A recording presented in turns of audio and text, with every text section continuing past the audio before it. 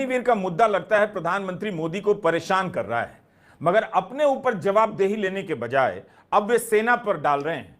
उनके बयान से यह बहस होने लग गई है कि सेना अग्निवीर लेकर आई या सरकार लेकर आई। क्या सेना को युवा बनाने के लिए अग्निवीर ही एकमात्र रास्ता दिखा? दुनिया की सेनाओं की तुलना में भारत की सेना युवा है या नहीं, अब इस पर बहस होने लग जाएगी, क्योंकि प्रधानमंत्री मोदी ने कह दिया कि सेना को युवा बनाने के लिए किया जा रहा है। हमारी सेनाओं ने बीते वर्षों में कई साहसिक निर्णय लिए हैं। सेना द्वारा किए गए जरूरी रिफॉर्म्स का एक उदाहरण अग्निपथ स्कीम भी है। सबसे बड़ी बात, क्या उस पावन मंच से प्रधानमंत्री नरेंद्र मोदी ने देश को झूठ कहा है कि अग्निपथ स्कीम जो है वो सेना के कहने पर लाई गई? प्रधानमंत्री मोदी ने आज अग्निवीर योजना की तारीफ की और कहा कि इससे भारतीय सेना युवा बनेगी। लेकिन सवाल उठ रहा है कि जो युवा इस योजना में जाएगा वो युवा रहते ही बेरोजगार हो जाएगा, नौकरी से बाहर कर दिया जाएगा।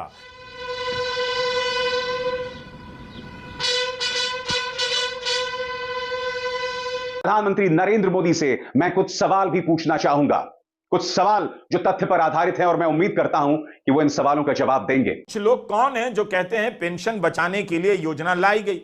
सवाल तो इसके कई हैं अग्निपथ से जुड़े। केवल पेंशन नहीं है, 4 साल बाद युवा निकाले जाएंगे। यह अमेरिकी सेना की वेबसाइट है। वहां की सेना में यूएस रिजर्व की योजना है। पूरा हेल्थ केयर कवर मिलेगा। कॉलेज में पढ़ने के लिए फीस का पैसा सेना से मिलेगा। काफी महंगी फीस होती है, हजारों डॉलर की। सेना कॉलेज से पढ़कर निकले छात्रों का एजुकेशन लोन भी चुकाती है। रिजर्व सैनिक के बच्चे को जन्म से जुड़ी सभी सुविधाएं दी जाती हैं। सेना छोड़ने पर आगे के करियर में क्या अवसर हो सकते हैं, इसकी ट्रेनिंग दी जाती है। नमस्कार दोस्तों, स्वागत है आपका न्यूज लवर के एक और नए वीडियो में। दोस्तों, अब नरेंद्र मोदी अग्निवीर योजना को अपना योजना नहीं बता रहे हैं, बल्कि वो इसे सेना का निर्णय बता दिया है। क्या मोदी झूठ कह रहे हैं या वे इस अग्निवीर के मुद्दे से परेशान हो गए हैं? क्योंकि वो अब जान गए हैं कि अब युवा जो अग्निवीर से नाराज हैं वो इसका जिम्मेदार हमें ना समझे, बल्कि ये फैसला सेना का था। क्या मोदी अग्निवीर के जवानों के जवाबदेही से दूर होना चाहते हैं? क्योंकि सेना के पूर्व अध्यक्ष मनोज कुमुद नरवणे ने अपने किताब में साफ साफ बताया है कि अग्निवीर जैसे कोई योजना सेना के तरफ से नहीं हुआ। इस पर किताब में लिखा है, जिसको सरकार ने प्रकाशित नहीं होने दिया। और राहुल गांधी ने सदन में साफ साफ कह दिया कि ऐसे योजना सेना ने नहीं लाया। लेकिन फिर भी मोदी जी कह रहे हैं कि सेना की योजना है। अगर है तो क्या आप सैनिकों को अमेरिका जैसे सैनिकों की व्यवस्था कर दीजिएगा? सैनिकों की पेंशन, उन्हें बच्चों की पढ़ाई, यहाँ तक कि वो सारी फैसिलिटीज प्रदान कर देंगे जो अमेरिका की सरकार देती है सैनिकों को। आइए जानते हैं रवीश कुमार से। प्रधानमंत्री मोदी ने आज अग्निवीर योजना की तारीफ की और कहा कि इससे भारतीय सेना युवा बनेगी। लेकिन सवाल उठ रहा है कि जो युवा इस योजना में जाएगा वो युवा रहते ही बेरोजगार हो जाएगा, नौकरी से बाहर कर दिया जाएगा।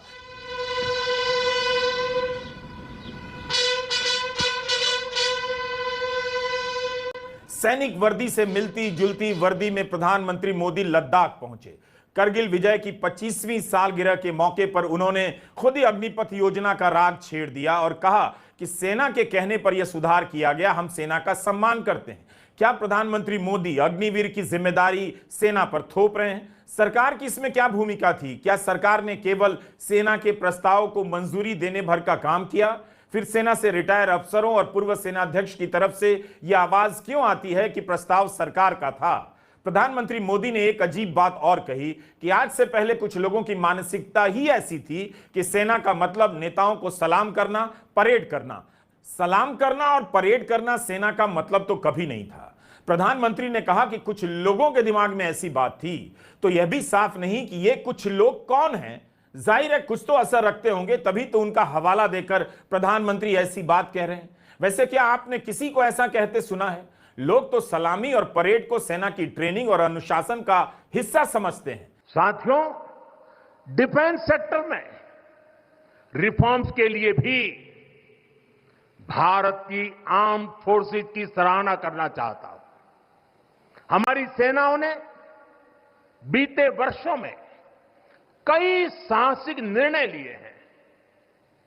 सेना द्वारा किए गए जरूरी रिफॉर्म्स का एक उदाहरण अग्निपथ स्कीम भी है। लेकिन देश की सुरक्षा से जुड़ी इस चुनौती के समाधान की पहले इच्छा शक्ति नहीं दिखाई गई।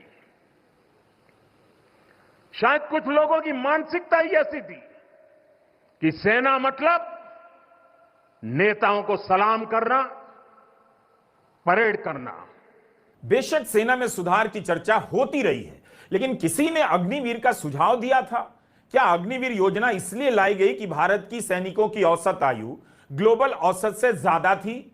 विवाद तो इस बात को लेकर है कि 4 साल में ही सेना से बाहर कर दिए जाएंगे, पर्याप्त सुरक्षा नहीं मिल रही, उनकी सैलरी बहुत कम है।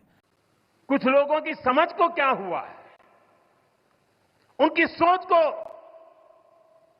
क्या हो चुका है, ऐसा भ्रम फैला रहे हैं कि सरकार पेंशन के पैसे बचाने के लिए ये योजना लेकर आई है। लेकिन मैं ऐसे लोगों से पूछना चाहता हूं, जरा कोई मुझे बताए, आज मोदी के शासनकाल में जो भर्ती होगा, क्या आज ही उसको पेंशन देना है क्या?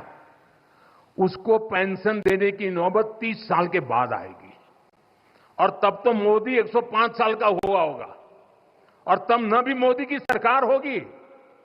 क्या मोदी जब 105 साल का होगा, 30 साल के बाद जो पेंशन बचेगा, उसके लिए मोदी ऐसा राजनीतिक है जो आज गाली खाएगा?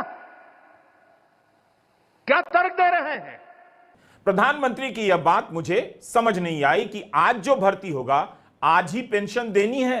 किसी भी नौकरी में यही तो होता है कि जब आप उसमें भर्ती होते हैं, उसी वक्त बताया जाता है कि पेंशन की सुविधा मिलेगी या नहीं।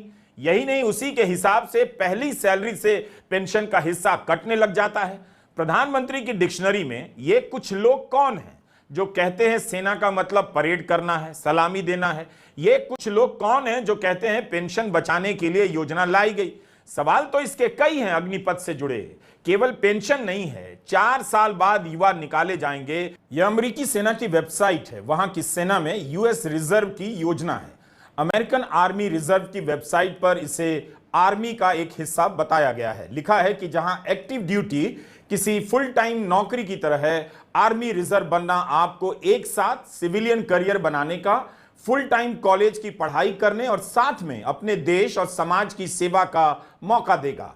पूरा हेल्थ केयर कवर मिलेगा। कॉलेज में पढ़ने के लिए फीस का पैसा सेना से मिलेगा। काफी महंगी फीस होती है, हजारों डॉलर की। सेना कॉलेज से पढ़कर निकले छात्रों का एजुकेशन लोन भी चुकाती है। रिजर्व सैनिक के बच्चे को जन्म से जुड़ी सभी सुविधाएं दी जाती हैं। सेना छोड़ने पर आगे के करियर में क्या अवसर हो सकते हैं, इसकी ट्रेनिंग दी जाती है। सबसे बड़ी बात, अगर आप इसे ज्वाइन करते समय अमेरिका के नागरिक नहीं बने हैं तो आपको नागरिकता मिलने में आसानी होती है। सेना में कार्यकाल पूरा करने पर पूरी पेंशन मिलती है। सेना छोड़ने के बाद बहुत सी सुविधाएं मिलती हैं, खासकर स्वास्थ्य से जुड़ी सुविधाएं। अमेरिकन आर्मी रिजर्व की वेबसाइट बताती है कि इसके तहत हर महीने कुछ दिन सेना को देने होते हैं, साल में 2 हफ्ते। हां, जब युद्ध के समय देश को जरूरत पड़ती है तो आपको ड्यूटी पर भेजा जा सकता है। मेडिकल इंश्योरेंस मिलता है, जो अमेरिका में बहुत बड़ी बात है। 20 साल यूएस रिजर्व में रहने के बाद पेंशन और जीवन भर का मेडिकल कवरेज मिलता है। तो आप केवल रिजर्व का हिस्सा होकर इतना कुछ हासिल कर सकते हैं। अगर अग्निवीर के बहाने ब्रिटेन और अमेरिका की तुलना की जाएगी तो वहां के सैनिकों को क्या मिलता है, इसकी भी बात होनी चाहिए। अग्निवीर की बहस हिंदुस्तान में इसी में फंसी है कि इस योजना का प्रस्ताव किसकी तरफ से आया, सरकार की तरफ से या सेना की तरफ से। लेकिन मूल मुद्दा यह है कि नौजवान इससे संतुष्ट नहीं हैं। 4 साल की नौकरी किसी तर्क से स्वीकार नहीं कर पा रहे और सैनिक मामलों के रणनीतिकार भी इसे लेकर कई तरह के गंभीर सवाल उठाते हैं। दोस्तों, सेना को संबोधित करते करते मोदी जी ने कहा कि ये अग्निवीर योजना हमारा नहीं बल्कि सेना का योजना है।